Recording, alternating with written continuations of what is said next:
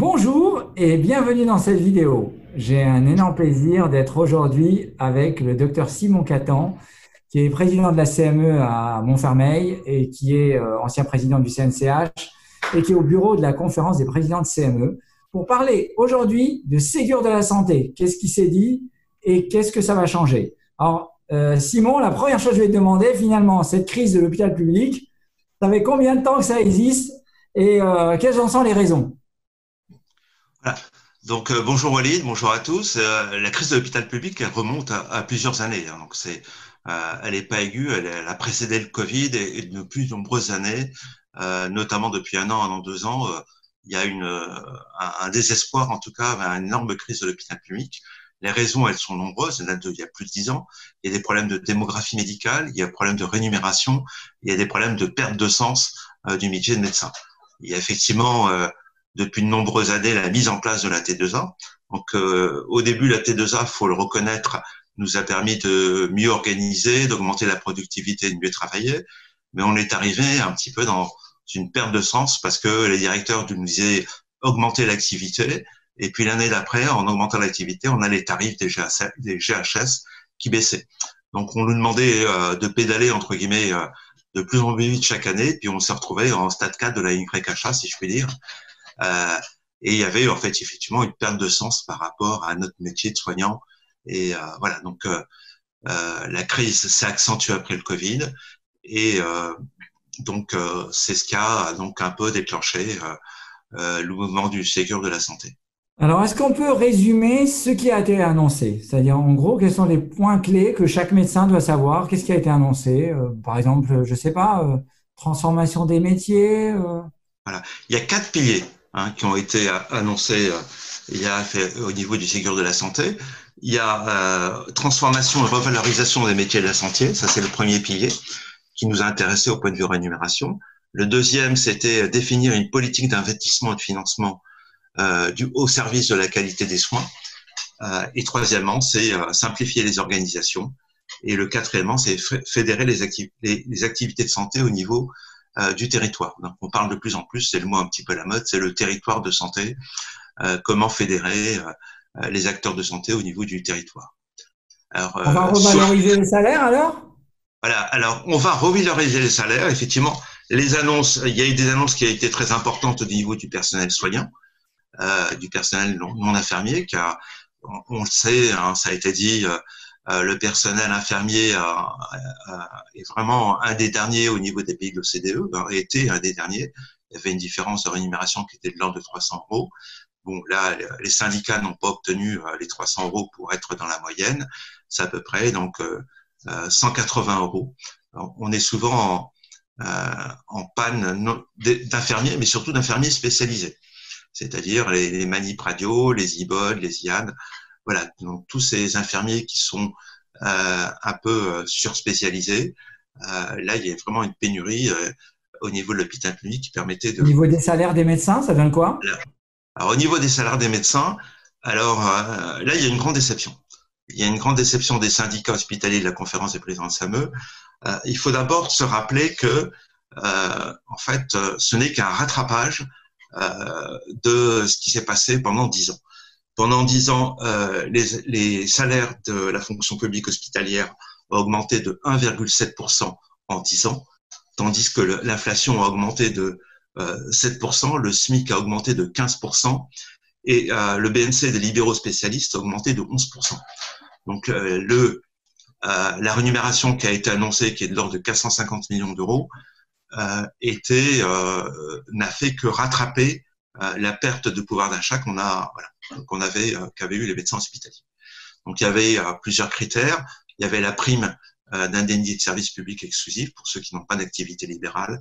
Elle a été conséquente, 1 000 euros par mois à peu près. Il y a eu la revalorisation des salaires de PH de moyen et de fin de carrière. Mais par contre, la grande déception des syndicats, c'est l'absence de revalorisation de la permanence des soins. La permanence des soins extrêmement mal rémunérée à l'hôpital public, hein, c'est 19 euros de l'heure. Et là, tout ce qui avait été demandé n'a quasiment pas été accepté. Et donc, il faut savoir effectivement que la pénibilité, c'est un facteur de manque d'attractivité et la garde, surtout qu'on est en période de pénurie de médecins.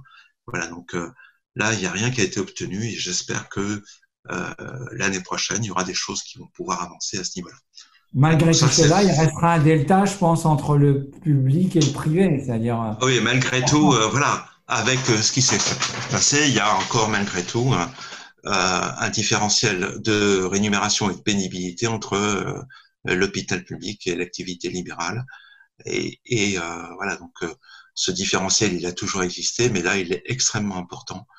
Et donc, il est important qu'on puisse en tout cas continuer les négociations et l'évaluation. Je crois qu'il y a des rapports du HCAM, du Haut Comité d'orientation de l'assurance maladie, qui va faire une enquête sur la permanence des soins et sur la rémunération des médecins. Est-ce qu'il y aura de nouveaux investissements alors? C'est-à-dire on va rénover, on va investir dans l'enveloppe qui a été donnée, elle est de l'ordre de 19 milliards d'euros. Alors, il y a 13 milliards d'euros qui correspond à un remboursement partiel de la dette des hôpitaux, qui correspond en fait à une dette cachée, puisque les hôpitaux ont emprunté pour investir et ils n'étaient pas en capacité de rembourser. Et il y a 6 milliards d'euros sur les investissements nouveaux qui sont ciblés sur l'investissement immobilier. Il faut savoir que tout ce qui a été fait ces dernières années, c'est que les hôpitaux aussi ont eu du mal à investir. On a des taux d'obsolescence en matériel et de taux d'obsolescence immobilière qui sont extrêmement importants. Je suis pas certain que les 6 milliards d'euros vont pouvoir permettre de rattraper l'investissement. Grosso modo, on dit qu'il faut à peu près 8% de l'activité valorisée du budget d'un hôpital pour pouvoir investir. Et sur les 10 dernières années, globalement, les hôpitaux investissaient entre 2 et 4% de leur budget. Donc actuellement, les gros investissements, encore notamment immobiliers, sont lourdement pénalisés. Quelles va être votre mobilisation à la rentrée pour essayer d'influer sur les décisions à venir? Là, on va être très vigilant. Je pense qu'on va continuer à faire du lobbying, à être très prudent sur les annonces. Et bon, les annonces, voir comment elles vont se décliner. Il y a d'autres annonces qui sont moins impactantes, j'allais dire, sur le plan financement, mais en termes de réorganisation. Je veux dire, on revient à la place du service. Tu sais très bien que je suis très attaché au service. Ça fait des années qu'on veut supprimer les services entre les pôles, les fédérations, les départements. Mais le service, c'est la clé de voûte et l'unité la majeure, j'allais dire, dans un fonctionnement. Donc, on revient sur le service, sur le fonctionnement du service, sur les budgets de service et on demande en tout cas une nette amélioration notamment sur les délégations de tâches et sur les infirmières de pratique avancée. Il faut savoir actuellement qu'une infirmière de pratique avancée qui a fait un master 2 a une rémunération supplémentaire de 70 € par rapport à une infirmière standard. Voilà. Donc là aussi, effectivement, on a une problématique. Soit on augmente la démographie des cardiologues ou des médecins en général, soit on augmente la délégation de tâches et les infirmières de pratique avancée. Voilà. Donc, on sera effectivement très vigilant. La conférence des présidents de SAME a fait un communiqué de presse. Et donc, on attend la rentrée pour voir les annonces et pouvoir continuer d'être très vigilant là-dessus. Voilà. Merci Simon Catan pour cette intervention. Je pense qu'il y a quand même des côtés positifs dans ce Ségur de la santé, mais qu'il y a également des côtés négatifs. Et j'ai noté notamment la rémunération, notamment dans les gardes, et qui est quelque chose. On a du mal toujours à faire prendre des gardes parce que voilà, assurer la continuité des soins. Bon, à suivre. On ne lâchera rien sur l'avenir. Merci à tous. Merci à toi Walid et merci à Medscape de nous avoir invités pour faire le point sur le Ségur de la santé. C'est quand même effectivement, il y a le verre à moitié plein et le verre à moitié vide en tout cas. Voilà, en tout cas, merci beaucoup. À tous. À bientôt. À bientôt.